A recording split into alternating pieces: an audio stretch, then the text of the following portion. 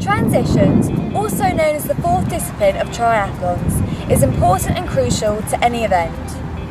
I'm going to show you different tips and techniques to help you save time and have the most enjoyable race. Transitions always start with practice and preparation. Throughout the course of this video, we're going to cover the recommended kit for your race, the most efficient way to set up your kit, a practice run through of Transition 1 and Transition 2, a Transition 1 routine, a Transition 2 routine, and a recap of the key points made throughout the video.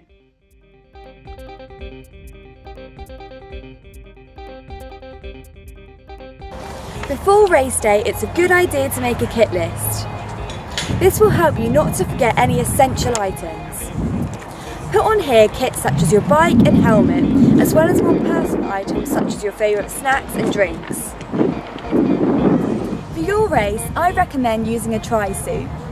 You can get these in-store and online from around £30 to £50. They come with a padded area and quick drying material, suitable for all disciplines of the triathlon. If you decide not to use a tri-suit, a swimming costume or swimming trunks with a t-shirt will do fine. With your bike, you don't have to have a specialist one.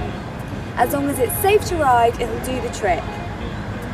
If you're using a flat handlebar bike, rack it by the seat in both Transition 1 and Transition 2. If you're using a drop handlebar bike, rack it by the seat in Transition 1 and the handlebars in Transition 2. You can use cleats if you are a more experienced rider, but for the purpose of this video, I'm going to be using running shoes and flat pedals. Next, you're going to need a helmet. Make sure this fits correctly before race day. As you enter transition to set up, it's likely that the fitting and straps will be checked.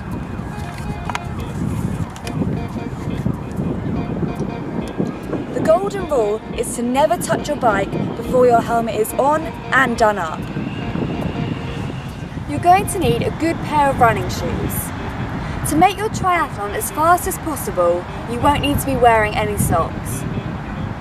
I recommend 2 different types of laces that you can place in your shoes to make putting them on a lot quicker.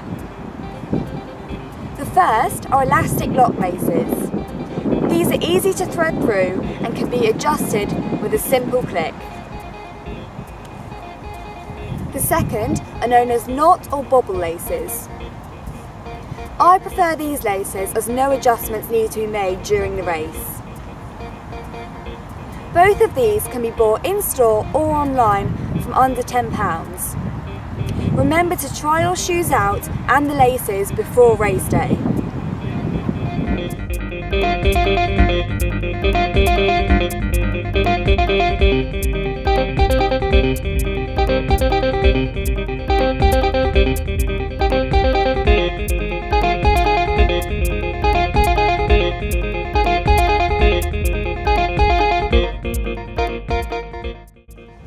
For your triathlon, you're going to want to wear a race belt. There are a couple of these available on the market. Instead of using safety pins on a t-shirt, these are great alternatives which are quick and effective in transition. You can get these in-store and online from under £10. You're probably going to be using a pair of goggles and a hat. It's a good idea to bring 2 pairs in case one breaks before the race.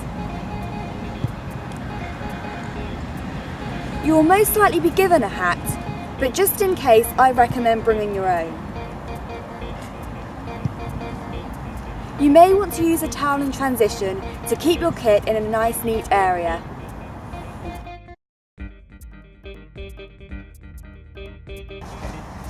Before going into transition, make sure your bike is in the best gear. If you're starting on grass, you may need a lower gear, but if you're on tarmac, you may need a higher one. You're not allowed to mark your location in transition, but by using a landmark, such as a flag or tree, you'll be able to spot your area a lot quicker. Rack your bike by the saddle.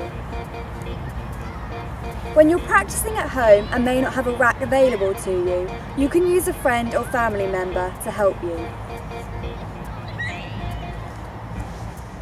To help count your bike laps during the race, it's a good idea to use a small piece of tape or post-it note. By putting these on the bike and taking one off after every bike lap, you can make sure that you do the correct amount of laps required. Make sure not to litter on the bike course. Instead, remove the tab and put it further down your bike. When it comes to running with your bike, the most efficient way is to run with your hand on the saddle. While you may be tempted to use the handlebars at first, with practice and speed, it'll be a lot easier to control the bike from the saddle.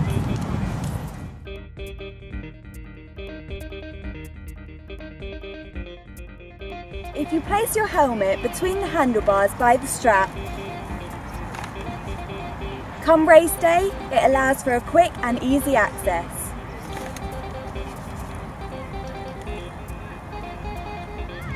If you decide to use glasses during your race, there are two methods you can use. For the first, place your glasses inside your helmet.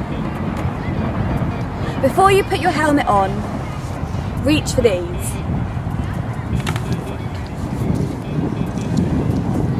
The second and more difficult method involves putting the glasses between the vents of the helmet.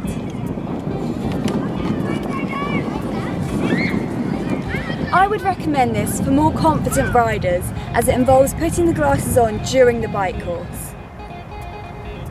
The main purpose of your towel is to keep your kit in a nice, neat area.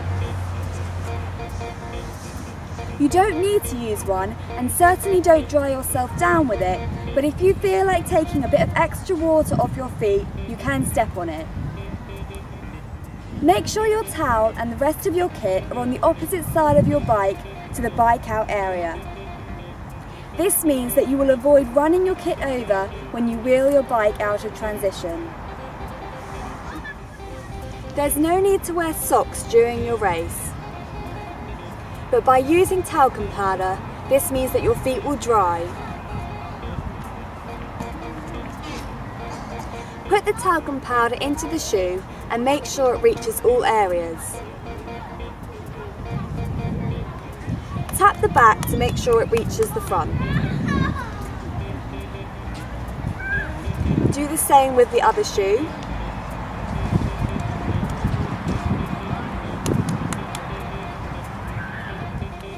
Next we move on to Vaseline. Wipe this on the underside of the tongue and back of the ankle area.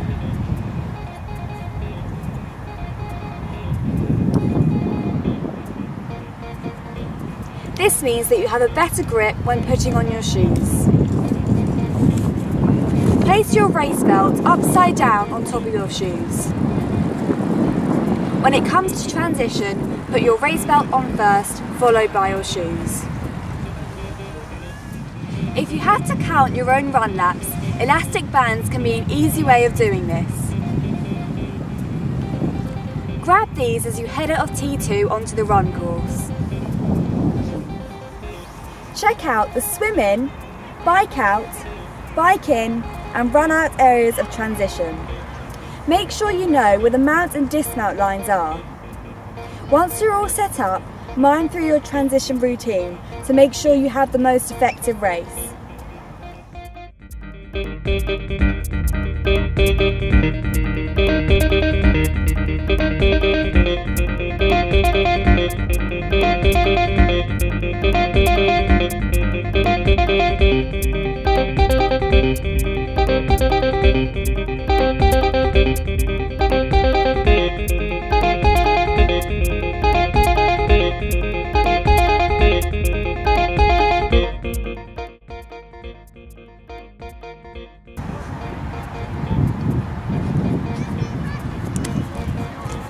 Remove your hat and goggles as you exit the pool. Find your place in transition by using your landmarks. Put on your race belt, making sure that the number faces the back for the bike section. Put on your shoes while standing up as opposed to sitting down, as this will make you a lot quicker.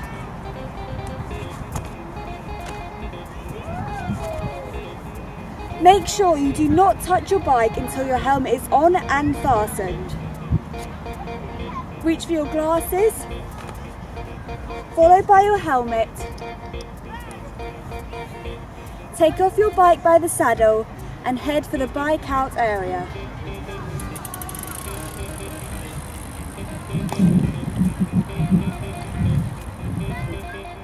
Once you've reached the bike out area, make sure you mount your bike after the mount line. There are different ways to mount your bike, and I'm going to demonstrate two of these. The second is more difficult and for more confident athletes.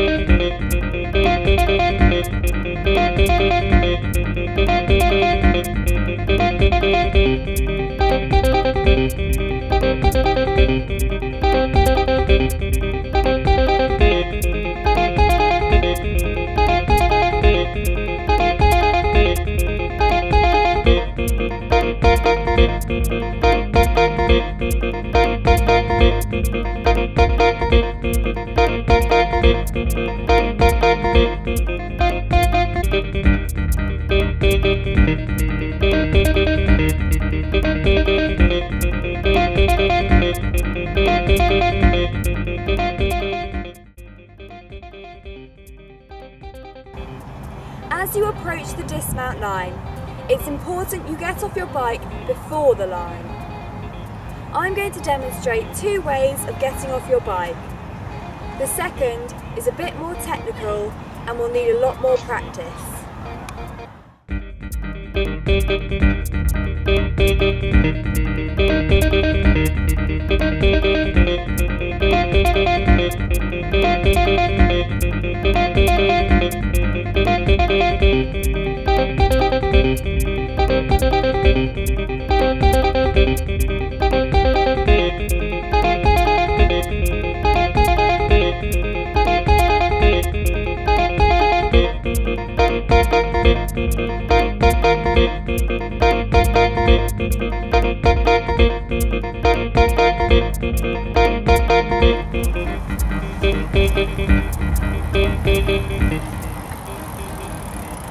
As you enter T2, locate your area by using your landmarks. Rack your bike via the handlebars and take your helmet off after you've racked your bike. Reach for your elastic bands, and as you exit transition, turn your race belt around.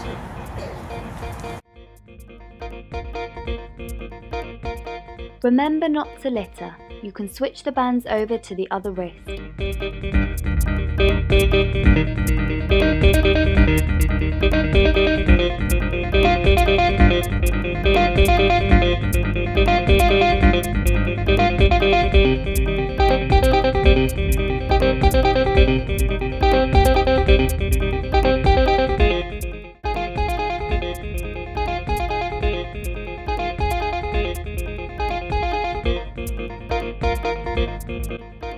Make sure your bike is in the best gear before entering transition. Set a landmark to help find your bike. Use small post-it notes or pieces of tape on your bike to help count the laps. Remember your elastic bands to help count your run laps. Check out the entrances, exits, mounts and dismount lines. Mime through your Transition 1 and Transition 2 routines.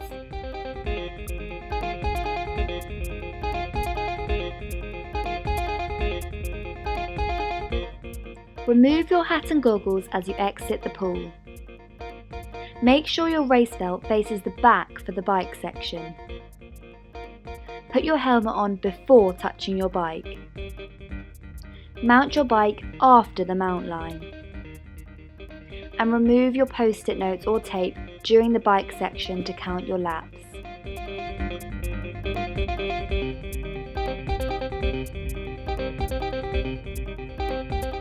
Dismount your bike before crossing the dismount line. Rack your bike via the handlebars or saddle if you're using a flat handlebar bike. Remove your helmet after racking your bike.